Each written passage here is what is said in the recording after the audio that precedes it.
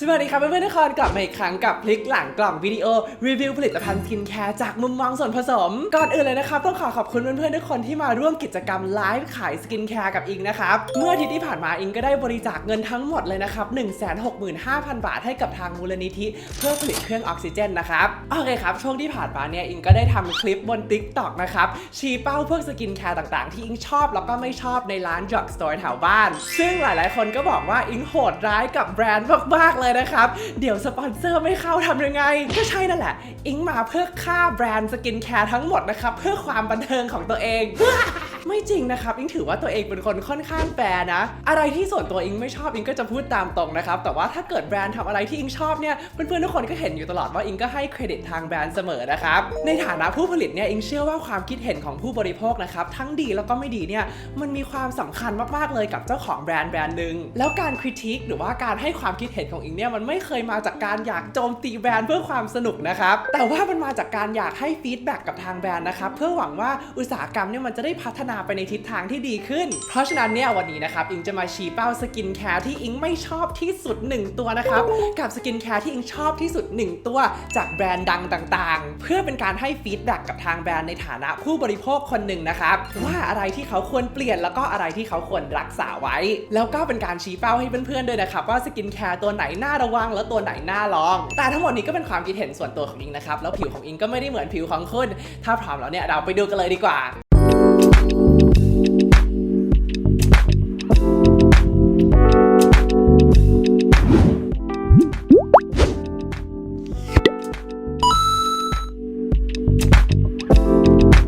โอเคครับแบรนด์แรกนะครับก็คือ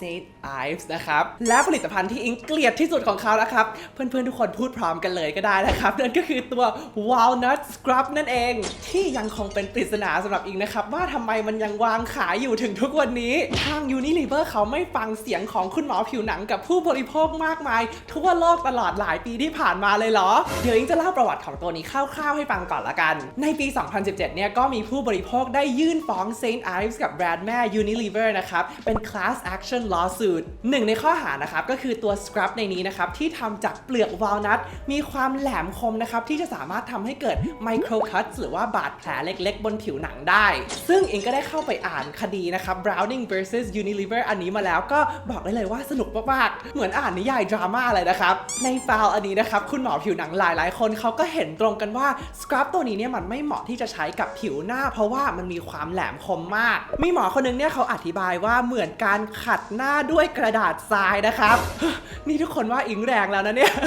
แต่ว่าสุดท้ายเนี่ยศาลเขาก็ยกให้ทาง Unilever เป็นฝ่ายชนะนะครับเพราะว่ามีงานวิจัยสนับสนุนเคลมของทางผู้บริโภคน้อยเกินไปแต่ว่าดร.ชานะครับซึ่งเป็นคุณหมอดังที่หลายๆคนอาจจะรู้จักมาจาก TikTok นะครับเขาก็เอะใจก็เลยทำการสำรวจเพิ่มเติมนะครับโดยการเอาเจ้าตัวสครับตัวนี้นะครับไปส่องกล้องใต้ไมโครสโคปแล้วพบว่าตัวเปลือกวอลนัทเนี่ยมันมีขนาดที่ไม่เท่ากันแล้วก็มีความแหลมคมอยู่จริงๆนะครับก็เลยไม่แนะนำให้ผู้บริโภคหรือว่าคนไข้ของเขาใช้ส่วนตัวอิงคิดยังไงเหรอจากการใช้เองของอิงนะครับก็บอกได้อย่างเต็มปากว่ามันแรงเกินไปสำหรับผิวหน้าของอิงคำถามของอิงก็คือถ้าเกิดกระแสมันมาถึงขั้นนี้แล้วเนี่ยทำไมผู้บริหารเขายังนิ่งเฉยนะครับถ้าเป็นอิงเนี่ยคงออกแคมเปญปรับสูตรนะครับเพื่อให้ตัวนี้มันมีความอ่อนโยนมากขึ้นแล้วก็เปลี่ยนกระแสแง่ลบเป็นกระแสแง่บวกไปเลยก็เลยเป็นตัวที่อิงไม่ชอบที่สุดจากแบรนด์ St. Ives นะครับแต่ว่ามันก็ไม่ได้แย่ไปหมดซะทุกอย่างนะครับอิงเพิ่งรู้เมื่อไม่นานมานี้นะครับว่าทางแบรนด์เขาก็ทำสกินแคร์อ่อนโยนเป็นเหมือนกันยกตัวอย่างเช่นในตัว Daily Facial Cleanser ตัวนี้นะครับตัวนี้เนี่ยถ้าเกิดพลิกหลังกล่องดูนะครับจะสังเกตได้เลยว่าโครงสร้างของสูตรของเขาเนี่ยค่อนข้างคล้ายกับอีกตัวหนึ่งที่อิงชอบแนะนำบนช่องนี้มากๆนั่นก็คือตัว Simple Micellar Cleansing Gel นะครับซึ่งอิงคิดว่ามันเป็นอย่างนั้นเพราะว่ามันมาจากบริษัทเดียวกันนะครับนั่นก็คือ Unilever ถ้ามาเทียบส่วนผสมกันแล้วเนี่ยจะเห็นเลยว่าอย่างแรกเลยนะครับเขาใช้ surfactant หรือว่าสารทำความสะอาดหลักตัวเดียวกันเลยนั่นก็คือตัว Cocamidopropyl betaine ที่มีความอ่อนโยนมากๆนะครับแล้วก็มีส่วนผสมของ Humectant นะครับที่เป็นเหมือนแม่เหล็กดึงน้ำจากในอากาศเข้ามาในผิวนะครับตัวเดียวกันเลยนั่นก็คือตัว Panthenol หรือว่าวิตามิน B5 โดยรวมนะครับทั้งเนื้อสัมผัสทั้งความรู้สึกที่ไม่แห้งตึงหลังจากใช้แล้วก็ทั้งความชุ่มชื้นที่ได้นะครับของ2ตัวนี้เนี่ยมันคล้ายกันจนแยกไม่ค่อยออกเลยก็เลยทำให้อิงคิดว่าเป็นตัวเลือกที่ดีมากๆจากทางแบรนด์ St. Ives นะครับแต่ตัวนี้เนี่ยน้ำหอมเยอะมากเลยนะครับถ้าเกิดใครแพ้หรือว่ากลัวเนี่ยอิงก็แนะนำตัว Simple มากกว่านะครับเพราะตัวนั้นเขาไม่มีน้ำหอมแบรนด์ต่อไปก็ คือ Cetaphil นะครับเป็นแบรนด์ที่อิงชอบมากๆเลยแต่ตัวที่อิงไม่ประทับใจที่สุดนะครับก็น่าจะเป็นตัว Gentle Skin Cleanser ตัวนี้เขาบอกว่าเป็นโฟมล้างหน้าอ่อนโยนนะครับเหมาะกับผิวระคายเคืองง่ายและผิวแห้งซึ่งส่วนตัวเนี่ยจากประโยคเมื่อกี้นะครับมีแค่ส่วนเดียวที่อิงเชื่อนะครับนั่นก็คือมันเป็นโฟมล้างหน้านะครับเพราะอะไรถ้าเกิดพลิกหลังกล่องดูนะครับจะเห็นว่าส่วนผสมเขาน้อยมากๆนะครับมี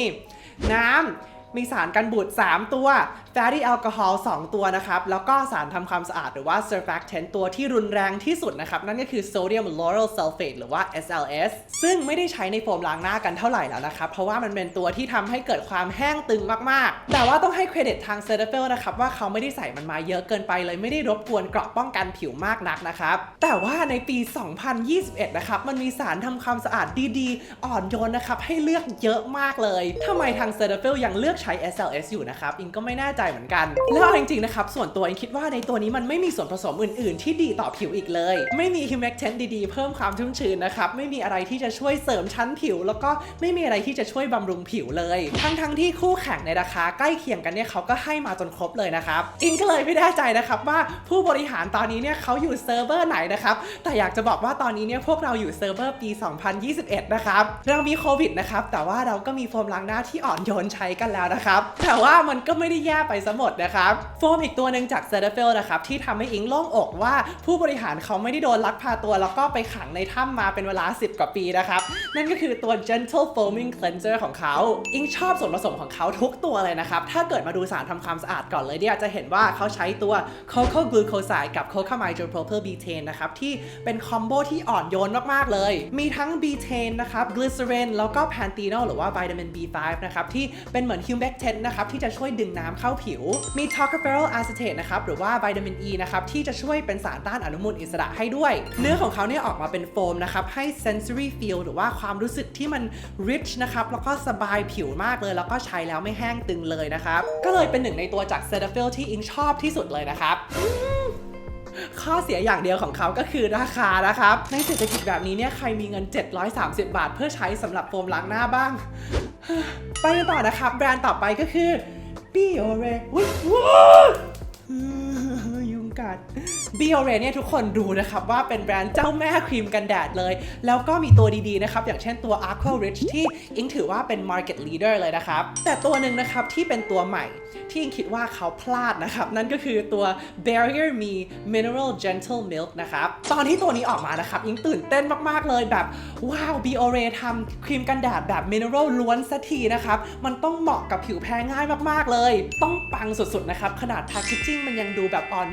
โยนแต่พอลองทาครั้งแรกนั่นแหละครับกลิ่นน้ำหอมมันตีจมูกขึ้นมาเลยนะครับซึ่งอิงก็ตกใจมากนะครับนึกว่าเอาอีกแล้วโดนแม่ค้าออนไลน์แกงอีกแล้วนะครับต้องอ่านโลโก้ใหม่นะครับว่านี่ใช่ Biore ใช่ไหมไม่ใช่ได้ Diore มานะครับต้องเล่าก่อนนะครับว่าครีมกันแดดเนี่ยมันมีอยู่2ประเภทหลักๆนะครับนั่นก็คือประเภทที่ใช้ฟิลเตอร์เคมีนะครับแล้วก็ประเภทที่ใช้ฟิลเตอร์แบบมิเนอรัลซึ่งข้อดีของการใช้ฟิลเตอร์แบบมิเนอรัลอย่างเช่นในตัวนี้นะครับนั่นก็คือมันมักจะเหมาะกับคนที่มีผิวแพ้ง่ายแต่ข้อเสียของมันก็คือมันมักจะทิ้งคราบขาวนะครับแล้วก็เกลี่ยยากนะครับแล้วก็เนื้อเนี่ยสู้แบบเคมีไม่ได้เลยคำถามของอิงก็คือคุณอุตส่าห์เลือกฟิลเตอร์แบบมิเนอรัลมานะครับที่ทั้งขาวแล้วก็เกลี่ยยากเพื่อแลกกับการที่มันจะได้เหมาะกับคนผิวแพ้ง่ายมากขึ้นนะครับแต่ทำไมคุณมาตกม้าตายตอนจบนะครับโดยการใส่น้ำหอมมาIt makes no sense แต่ว่า Biore เนี่ยเขาก็มีครีมกันแดดมิเนอรัลอีกตัวหนึ่งนะครับที่ขายมานานแล้วด้วยนะครับแต่ว่าหลายๆคนอาจจะมองข้ามเพราะว่ามันเป็นครีมกันแดดของเด็กแต่อิงจะบอกอะไรให้นะครับมันเป็นตัวที่อิงชอบมากๆเลยนะครับเพราะว่าถ้าเกิดเทียบส่วนผสมกับตัว Barrier Me เมื่อกี้แล้วนะครับจะเห็นว่ามันแทบจะเหมือนกันเลยนะครับแต่ว่าตัวนี้เนี่ยไม่มีน้ำหอมถ้าไม่เชื่อเนี่ยมาดูเนื้อกันเลยนะครับจะเห็นว่า consistency เดียวกันเลยนะครับแล้วก็เป็นซิลิโคนเบสเหมือนกันซึ่งก็เป็นสิ่งที่ต้องทำใจนะครับเพราะว่าเขาใช้ฟิลเตอร์แบบมิเนอรัลที่เหมาะกับผิวแพ้ง่ายที่สำคัญอีกอย่างหนึ่งนะครับถ้าเกิดลองเทียบราคากันดูแล้วนะครับตัวนี้460 บาทแต่ว่าได้แค่50 ml นะครับแต่ว่าตัวนี้490 บาทแต่ว่าได้ตั้ง70 ml ก็เลยทำให้ตัว Kids ตัวนี้นะครับเป็นหนึ่งในครีมกันแดดโปรดของอิงจากแบรนด์ Biore นะครับถ้าเกิดเพื่อนๆคนไหนสนใจผลิตภัณฑ์อะไรที่อิงพูดถึงในวันนี้เนี่ยเดี๋ยวอิงจะใส่ลิงก์ไว้ให้ใน description box ด้านล่างนะครับถ้าเกิดคุณซื้อผ่านลิงก์พวกนั้นเนี่ยอิงก็จะได้ค่าขนมเล็กน้อยนะครับต่อไปนะครับก็คือ แบรนด์ Hada Labo น้ำตกนะครับ5สูตรในตำนานของเขานะครับที่จะว่าไปเนี่ยมันก็เหมือน Infinity Stones ใน Avengers เหมือนกันนะครับช่วงนี้ดู Disney Plus เยอะมากนะครับ ก่อนอื่นต้องบอกก่อนเลยนะครับว่า Hada Labo เนี่ยเป็นแบรนด์ที่อิงชอบมากๆเลยนะครับเพราะว่าส่วนผสมเขาเรียบง่ายนะครับไม่มีน้ำหอมแล้วก็ราคาดีมากเมื่อกี้โดนยุงกัดตรงนี้หรือเปล่าเนี่ยเพื่อนๆเห็นไหมในกล้องเรามาเริ่มจากตัวที่อิงชอบที่สุดก่อนนะครับซึ่งอิงคิดว่าน่าจะเป็นตัว Premium Whitening Lotion นะครับเขามีส่วนผสมของ Tranexamic Acid นะครับที่เป็นตัวที่มีงานวิจัยใหม่ๆออกมาชี้นะครับว่าสามารถช่วยลดรอยแดงได้แล้วก็มีอนุพันธ์วิตามินซีนะครับตัว Magnesium Ascorbyl Phosphate ที่มีงานวิจัยชี้ว่าอาจจะช่วยกระตุ้นคอลลาเจนนะครับแล้วก็ลดริ้วรอยแล้วก็ลดจุดด่างดำบนผิวได้ด้วยแล้วก็มี Hyaluronic Acid อยู่2ขนาดโมเลกุลนะครับที่จะเป็น Humectant ช่วยดึงน้ำเข้าผิวนะครับแล้วก็เพิ่มความชุ่มชื้นเนื้อของเขามันก็จะเหลวๆนะครับอิงคิดว่าซึมง่ายนะครับแล้วก็ไม่เหนียวโดยรวมอิงก็เลยคิดว่าค่อนข้างครบนะครับเข้าใจง่าย make sense นะครับแล้วก็ตอบโจทย์ได้สำหรับหลายๆคนแต่ว่าใน5สูตรนี้นะครับตัวที่อิงไม่ชอบที่สุดนะครับก็น่าจะเป็นตัว anti aging lotion สีแดงนะครับอย่างแรกนะครับต้องพูดถึงเนื้อสัมผัสก่อนเลยในขณะที่ตัวอื่นๆเนี่ยมันจะเป็นเหมือนเนื้อเป็นน้ำเหลวๆนะครับแต่ในตัวนี้เนี่ยมันจะเป็นแบบ emulsion นะครับซึ่งส่วนตัวเนี่ยอิงรู้สึกว่ามันไม่ค่อยซึมนะครับแต่ว่ามันเหมือนเป็นฟิล์มเหนียวๆที่เคลือบผิวอยู่ทำให้เลเยอร์กันแดดยากนะครับแล้วก็รู้สึกไม่สบายผิวในแง่ของส่วนผสมเนี่ยอิงก็ไม่ค่อยประทับใจเหมือนกันนะครับมี tetrapeptide 5 นะครับหรือว่าที่เขาเรียกว่า elastigirl ซึ่งส่วนตัวเนี่ยคิดว่าเป็นเพปไทด์ที่ยังมีงานวิจัยสนับสนุนไม่เยอะนะครับในการลดริ้วรอยแต่เท่าที่เห็นมันก็มีงานวิจัยของตัวนี้ในการช่วยลดใต้ตาที่บวมจากน้ำนะครับแล้วเขาก็มีตัว hydrolyzed collagen นะครับซึ่งก็คือคอลลาเจนที่มีขนาดโมเลกุลประมาณ 12,000 Dalton ซึ่งใหญ่มากนะครับโอเคทุกคนฟังดีๆนะครับหลักการง่ายๆนะครับหรือว่า rule of thumb เนี่ยก็คือส่วนผสมมันจะต้องมีขนาดโมเลกุลประมาณ500 Dalton นะครับถึงจะสามารถผ่านชั้นผิวชั้นบนของเราหรือ epidermis นะครับลงไปชั้นผิวชั้นล่างที่เรียกว่า dermis เพื่อสร้างความเปลี่ยนแปลงได้แต่ hydrolyzed collagen เนี่ยมันมีขนาดโมเลกุลตั้ง 12,000 Dalton นะครับเพราะฉะนั้นมันไม่สามารถลงไปลึกพอที่จะสามารถกระตุ้นคอลลาเจนได้นะครับโดยรวมเนี่ยยังคิดว่าตัวนี้เขาก็มีส่วนผสมหลายตัวที่จะเพิ่มความชุ่มชื้นได้ชั่วคราวนะครับแต่ว่าถ้าถามว่าอิงหวังผลในการลดริ้วรอยไหมก็ไม่เท่าไหร่นะครับแบรนด์ต่อไปก็คือ Vaseline นะครับแล้วก็ตัวที่อิงชอบที่สุดนะครับนั่นก็คือ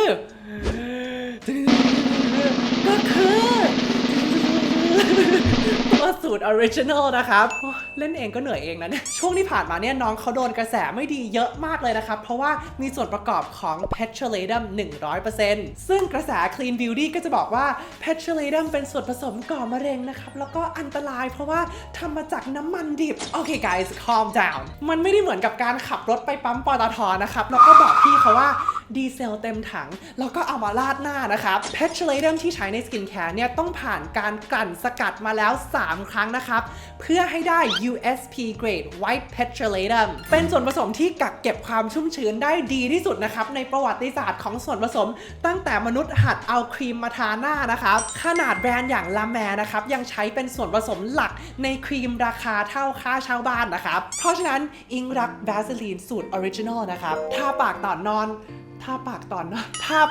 นนอนหรือว่าส่วนอื่นๆของร่างกายที่มีความแตกนะครับพอตื่นมาเนี่ยก็ชุ่มชื้นแล้วก็หายแตกแบบไม่เคยผิดหวังเลยนะครับแล้วผลิตภัณฑ์ที่แย่ที่สุดของ Vaseline ล่ะน่าจะเป็นทุกสูตรที่ไม่ใช่ต้นตำรับนะครับเพราะมันก็คืออันนี้บวกกลิ่นบวกรสชาติบวกน้ำหอมนะครับที่เพิ่มความเสี่ยงแล้วก็โอกาสในการแพ้แบบไม่จำเป็นอิงว่าความอร่อยเนี่ยจบที่โต๊ะกินข้าวก็ได้นะครับไม่ต้องอยู่ในสกินแคร์ก็ได้เนอะโอเคครับวันนี้ก็หมดเวลาของเราแล้วนะครับถ้าเกิดใครอยากได้พาร์ท 2 ของวิดีโอนี้เนี่ยก็บอกให้อิงรู้ได้ในคอมเมนต์เซกชันด้านล่างนะครับสุดท้ายเนี่ยอิงอยากฝากเอาไว้นิดนึงนะครับว่าเราเป็นผู้บริโภคนะครับเราเป็นคนจ่ายเงินสกินแคร์ทุกตัวที่อิงพูดถึงในวิดีโอนี้อิงก็เป็นคนซื้อมาเองนะครับเพราะฉะนั้นอย่ากกลัวที่จะให้แบรนด์ได้รับรู้นะครับว่าเราชอบอะไรแล้วก็ไม่ชอบอะไรถ้าใครมี mindset ที่ว่าแบรนด์ทำอะไรมาเนี่ยเราต้องห้ามตั้งคำถามนะครับแล้วชีวิตนี้เนี่ยเมื่อไหร่เราจะได้ใช้ของดีแต่ทั้งนี้เนี่ยแน่นอนว่าผิวของอิงก็ไม่เหมือนผิวของคุณนะครับสกินแคร์เนี่ยมันถึงเป็นเรื่องที่ค่อนข้าง personal นะครับหรือว่าแล้วแต่คน